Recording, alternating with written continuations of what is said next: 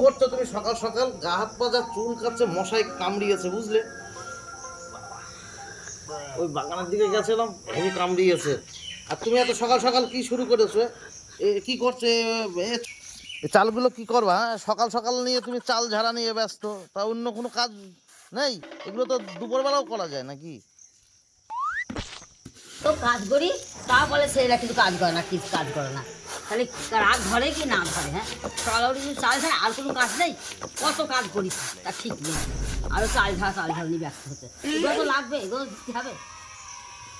তা না কোনো সময় যদি বলবে না যে কাজকর্ম করে, সকল সময় ডাকছে না, পারা যায় না, আমি পারিনি তো। আবার এখনই ভাত রাখতে হবে।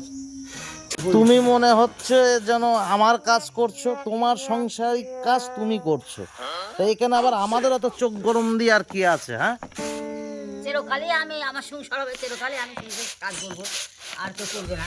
বৃথা করো করি, সংসার করো। আমার আর পারার জন্য আমি আর পারিনি, আমি সত্যি করে আমি আর পারিনি, আমার আর খুব কষ্ট হয়। এই হলো কথা। বিয়ে থাওয়ার কথা বলছো, অনেক এখন সুখী আছো মা।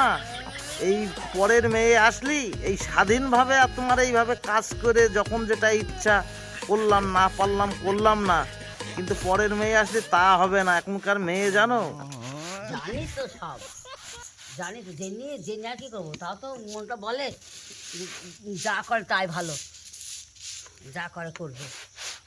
আর রান্নাটা করবে, রান্নাটা করলে আমি বাঁচবো, সংসারের কাজ আমি করবো। রান্না করে আর তোমাদেরকে খাওয়াবে না, তোমাকেই রান্না করে খাওয়াতে হবে। এখনকার সব বিবি বিবি, বুঝেছো? এখনকার মেয়ে তো নয়, রিল্যাক্স করতে করতেই দিন শেষ হয়ে যাবে। রান্না সে আশার গুলি, এখনকার মেয়ে আনা মানে তোমার আগে বাড়ি ছাড়তে হবে।